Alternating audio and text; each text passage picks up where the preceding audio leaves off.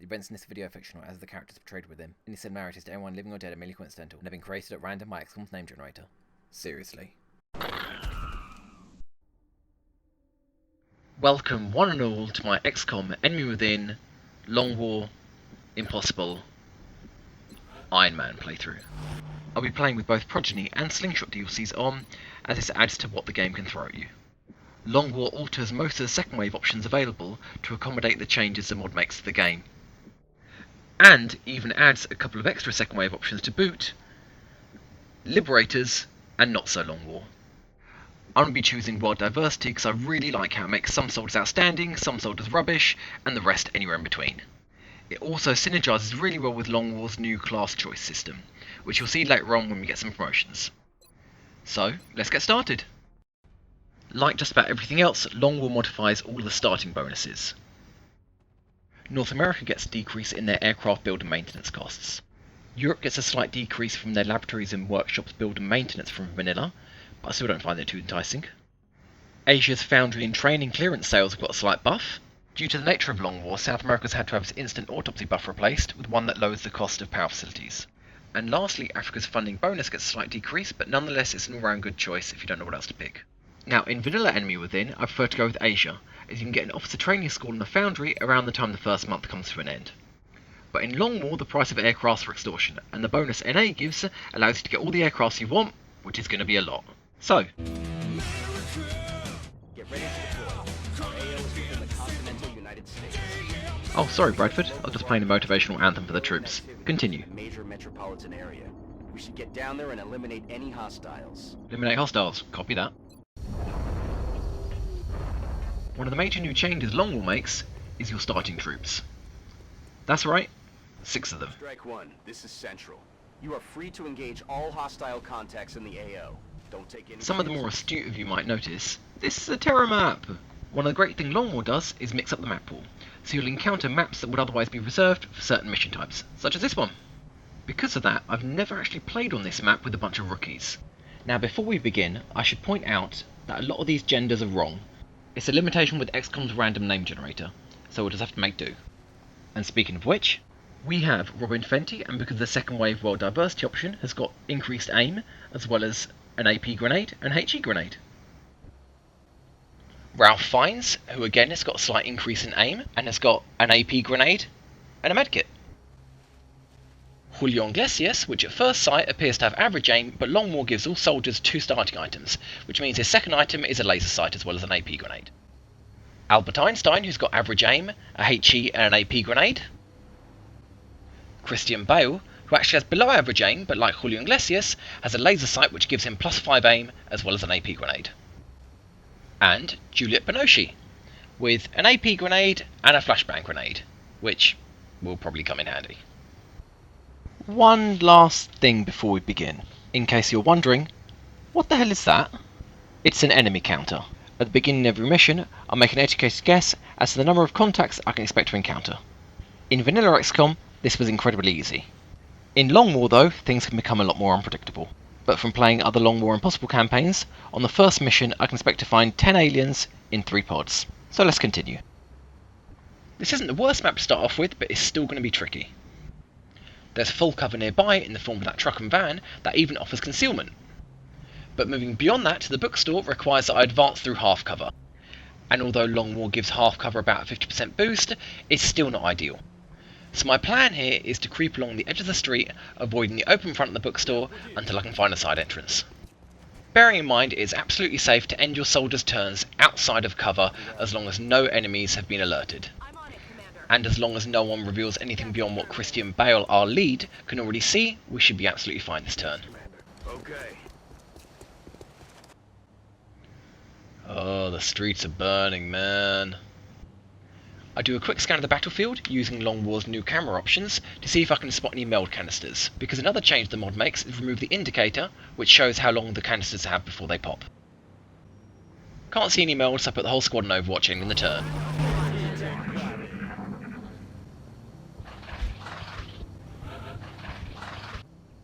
No contacts yet, so I move the Congo line forwards. Alien life form. Uh-oh. We're witnessing something never 3 before sectoids seen and a in sectoid recorded leader. history. You in Long War? Moving up along the edge of the street is risky, but failure would have resulted in us being in the same position if we'd moved up to cover from the start. So time to do some damage control. Christian Bale dashes forward and hides behind the nearby truck, and Julio Iglesias and Albert Einstein join him. While Juliet Binoche, Robin Fenty, and Ralph Fiennes run behind that van for concealment. This is not a good place to be in. I could easily get pinned down here, and another pack could already be on their way. And the silver lining is, at least we have concealment. And so the rules say, if they can't see you, they can't shoot you. A quick check of Binoche's grenade thrown arm, and it's time to end the turn. And this sectoid leader shows what it means to have some big alien cojones.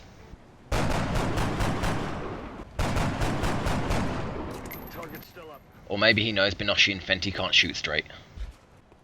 There's no way that sectoid leader could have crossed the street in a single turn, which means he dashed.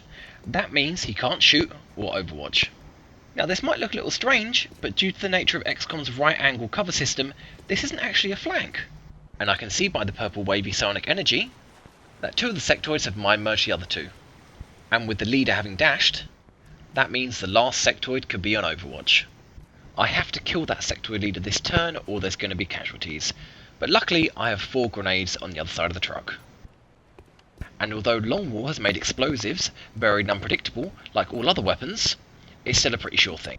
I have Einstein hand him an AP grenade. Then I check who's got better aim, Bale or Iglesias. And as it's Bale, I have him throw the next grenade, as I'm going to want him to get into a firing position. You may want to instruct your men to exercise restraint when using explosives. They also destroy the artifacts we're hoping to recover from the bodies. Just very astute, Varlin. Grenades blow it up. As I saw earlier by the start and end points of the psionic energy, I know that last sectoid and Overwatch won't have line of sight, so I'm moving Iglesias forwards. I hunker him down to act as bait, and overwatch everyone by the van. Another one of the things that I love about Long War is they give the aliens new abilities, and in this case, this little bugger's got Mind Fray. Mind Fray works as it does in Psionic Soldiers, by lowering the will, aim and mobility of the target, although thankfully only doing 1 damage. Although that 1 damage was enough to freak out of Iglesias. Dios mío, he told me my hair looked stupid! Again, by seeing that one sectoid mind merged another, and that sectoid used Mind Fray, we know that the last is on Overwatch. So I send Bale to check him out. Where the hell is he? Bale can see him. Oh, there he is, a little git. Another reason why we're in a bad position. We're pinned down and they have the high ground. Without any opportunities, I bring Bale back and put the rest of the team on Overwatch.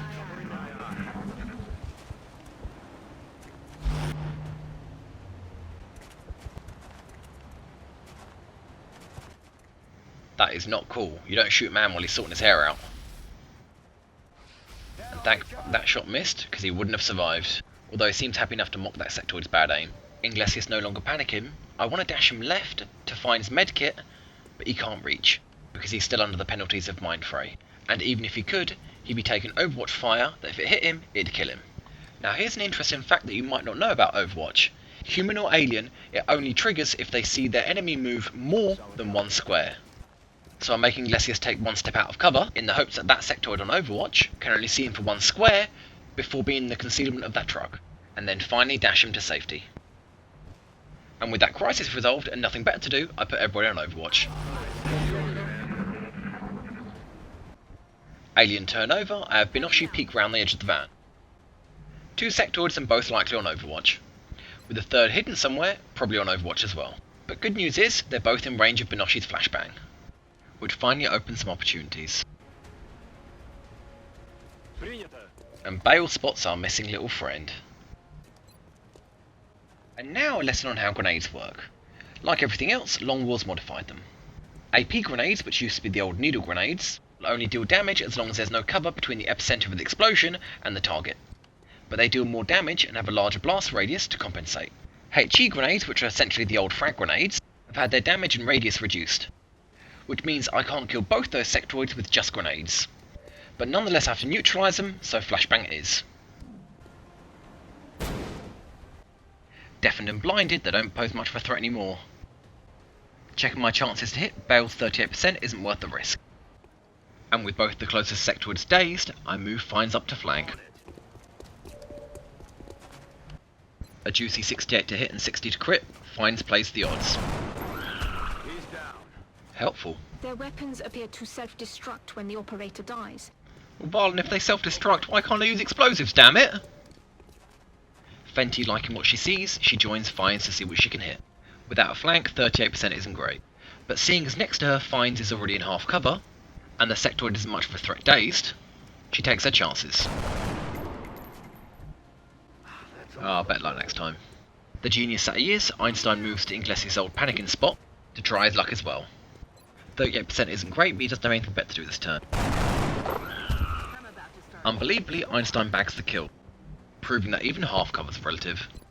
Bale, not liking the odds of pulling the same trick Einstein did, he hunkers down. And wisely so, as it wouldn't be the first shot that's hit into full cover this game. I check Inglesias' throwing arm, but oddly enough, he can't get over the roof.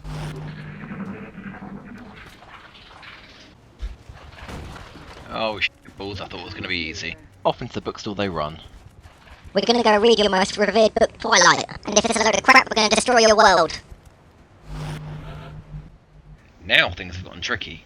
I've got one chance to get to that left truck. So I dash Fines and Fenty up, Running. while Bale and Inglesias still have a problem of their own. I've Inglesias step back to check his throwing arm, but no luck. So Bale and Einstein go into Overwatch to catch anybody advancing.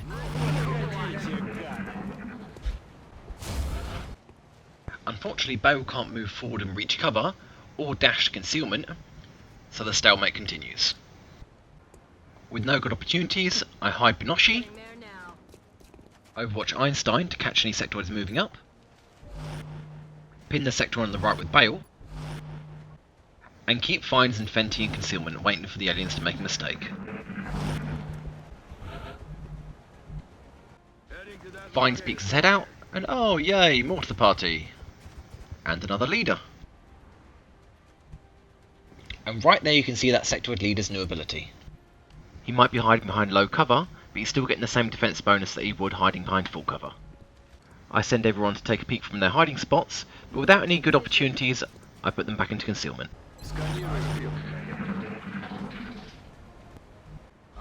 A game of hide and seek later, and I've been given two new opportunities. There's a sectoid approaching Fines and Fenty, and another approaching the rest of the squad, and not even in any cover. Now this little bug has to die this turn, as next round we'll be able to flank our troops.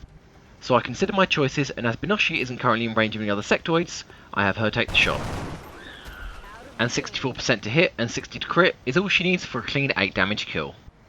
Back to the bin looter on our left. I measure the distance and see that he's about one tile short of flanking us, so I let this one go.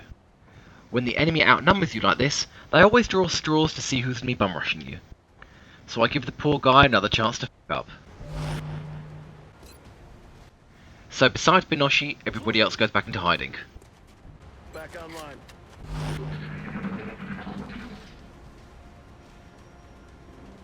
I don't think we're alone out here. Really? I gave it away.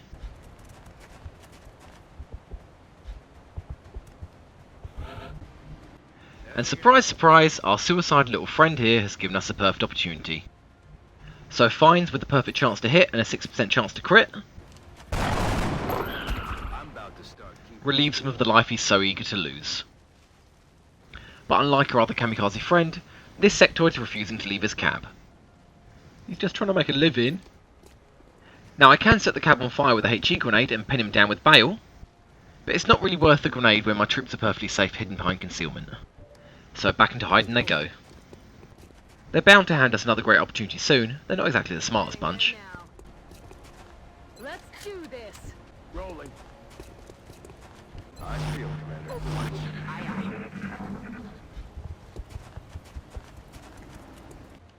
Blind fire into heavy cover and we're still going strong. Time to take another look. Moving out. More sectoids means more stupid moves. Heading to that location. And Binoshi spots a sectoid completely out of cover. With both Binoshi and Einstein having good chances to hit, I give Binoshi a shot.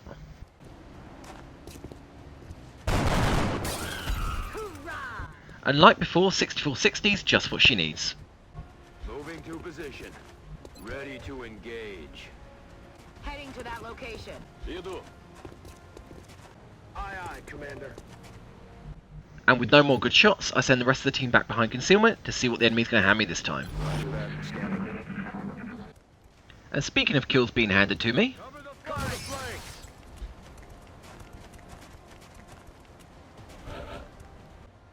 now this dim little guy's dashed, so he can't overwatch. And with Fines bagging so many kills, I move Fenty up to spread the experience. Another perfect shot and 60% to crit. And Fenty gets the job done. On the move. On the move. Position confirmed. Now things are going well, so I put my right truck team into Overwatch and see what they can catch. Ясно. Буду начеку. Overwatch. Roger that. Scanning. I yield, Commander. One of the great synergies Long was added with Mind Fray is that Mind Merge increases the will of the target. An increased will means a higher chance for psionic attacks to succeed.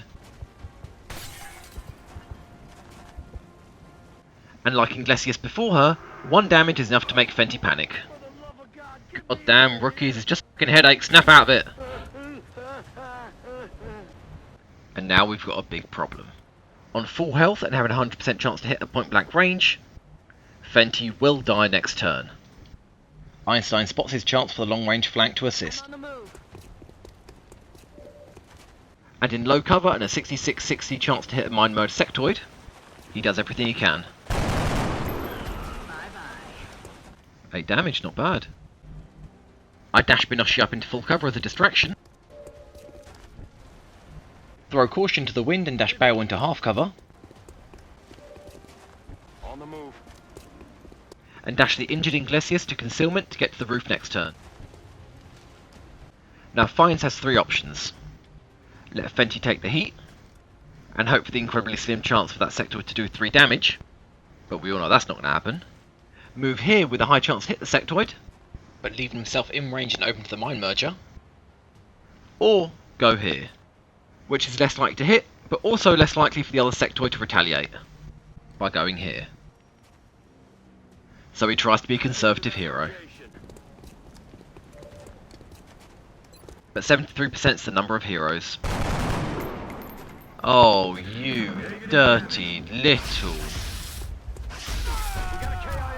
I suppose I should be grateful that Fenty didn't panic from that, or she'd be next. But clearly she gives no shits about Fine's sacrifice.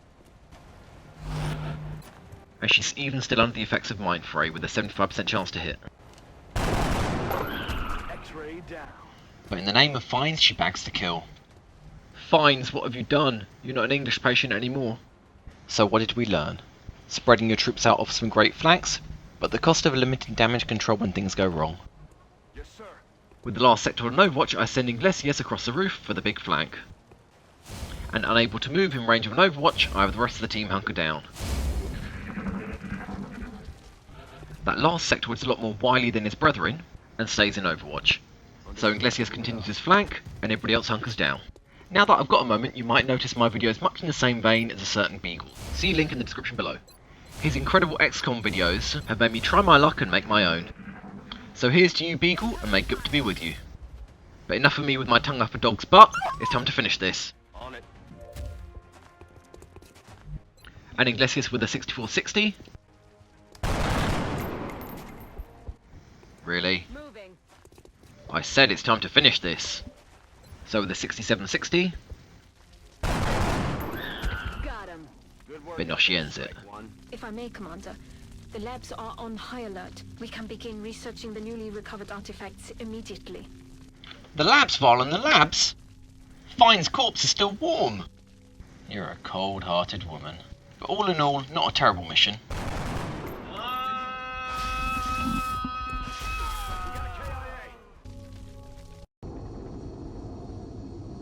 My previous test run mission was a complete face roll. Commander to the research But labs. that's Commander XCOM. to the research labs.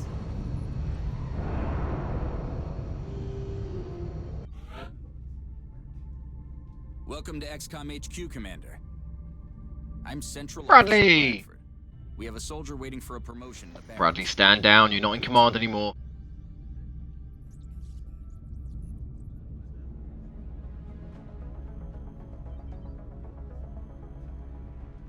That is an abysmal summary screen. 1 death, only 3 promotions, and Iglesias can be sorting his hair out for the next 2.5 weeks. Not a good place to start. But no one said this is going to be easy, and it wouldn't be XCOM otherwise.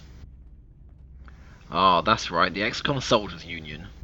XCOM soldiers only have to work 50 days of the year, as after every mission, they have about 4 or 5 days off. You can still bring a soldier on a mission while they're fatigued, but it will cost you a heavy recovery time penalty. This forces you from having the usual A and B team squad to having a soldier roster that easily reaches 100, as injury times have been significantly increased as well. Finally, you can see one of the greatest additions Long War makes. Instead of forcing a soldier into a class after it gets promoted, it's given a choice of 2, both with completely unique skill trees. So for example, Fenty here, who would have become an assault, can choose to be an infantry instead. And now you can see how the second wave option world diversity synergizes so well. If Einstein here had crap aim, I could make him a scout instead of a sniper, thereby not being forced to contend with a rubbish sniper. And like Einstein, I can choose Benoshi's class based on her skill, and as Long War Rocketeers fire their rocket based on aim, Benoshi might be better suited as a gunner, whose primary skill is suppression, which doesn't require aim. Now some of you might be wondering why I'm not actually promoting my soldiers just yet. All of my promoted soldiers won't be on a mission for at least 4 or 5 days. And during that time I'll no doubt have more soldiers promoted. And I want to have a choice of the widest selection of promoted soldiers available, giving me the highest chance of finding the right soldier for the right role. The recovered artifacts are being unloaded. Ugh, it's all research and artifacts with you, Varlin. But as you can see, Long War makes it so explosive to destroy corpses. So best used as a last resort. And you also might notice I got meld even though I didn't collect any canisters. Long War also gives you a chance to get some at the end of the mission. Every member of the council is going to want satellite cover. More changes made by Long War. Panic is no longer based on a 1 to 5 scale, but instead a 1 to 100 range. Here you can see how my North America bonus really shines. My 4 interceptors alone would cost me minus 200 a month, and I'm going to need a hell of a lot more. More changes, I can now sell meld, as well as any other items that have value, including items built in the base. However, we should be careful. Hello, Commander. My name is Dr. Valen. I oversee the research labs. Yeah, I did clock on Valen, This is thanks. where all of XCOM's research and Wow, development Valen, takes your expert place. team consists of We 3 have scientists already begun and 2 analyzing the technicians. artifacts recovered from our first encounter We are with the so Beagles. screwed. With your approval, we will begin research immediately.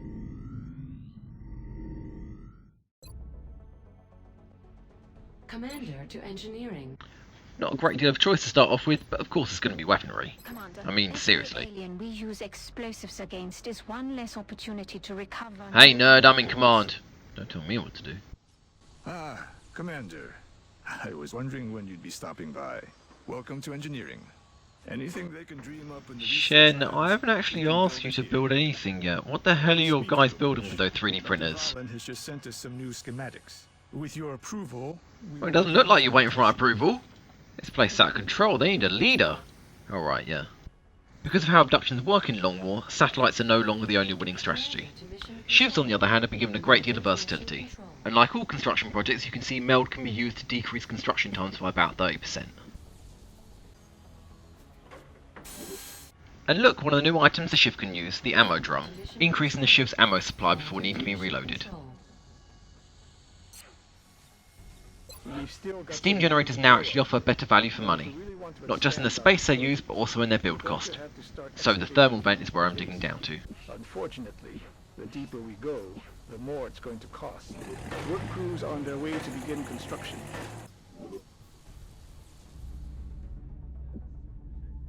With everything else done, let's spin the wheel and see what comes up. And look who pops up. Thank you Long War for giving me 4 interceptors. I'm really going to need them, as their effectiveness has been severely reduced.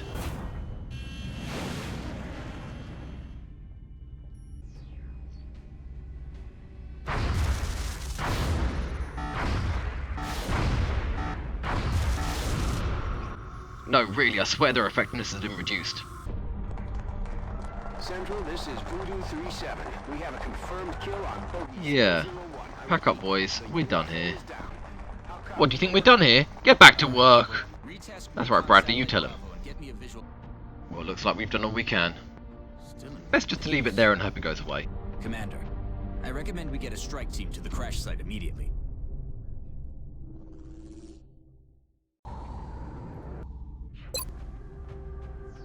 So my new squad. Keith Richards. Like everyone else, I'll be switching him to his tack armour, for the increased health it offers over the tack vest and mobility, and I'll be hooking him up with 2 offensive grenades, a HE and an AP, to make up for his pathetic aim.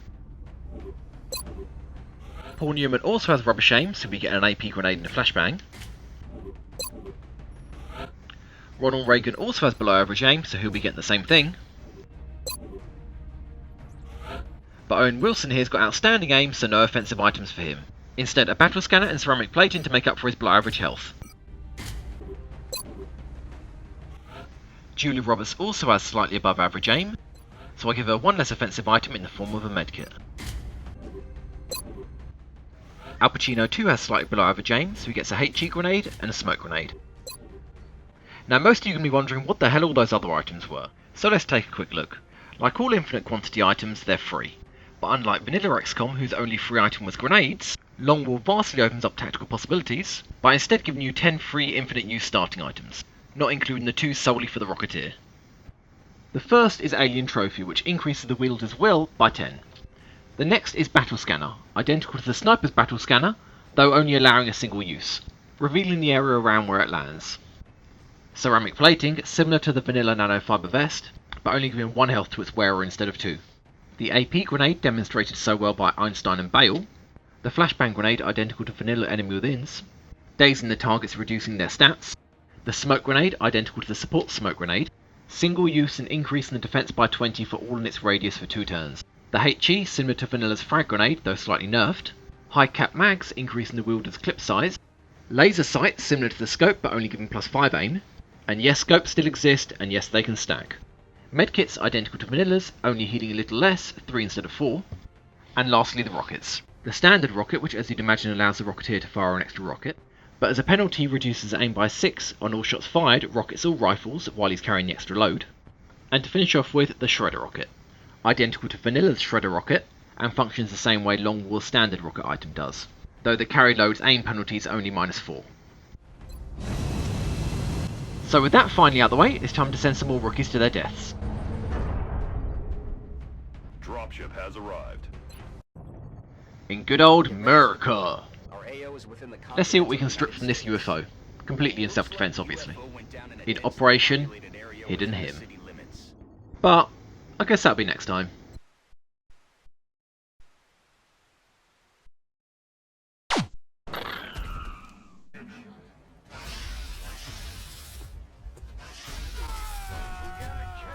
Ha! Sucker.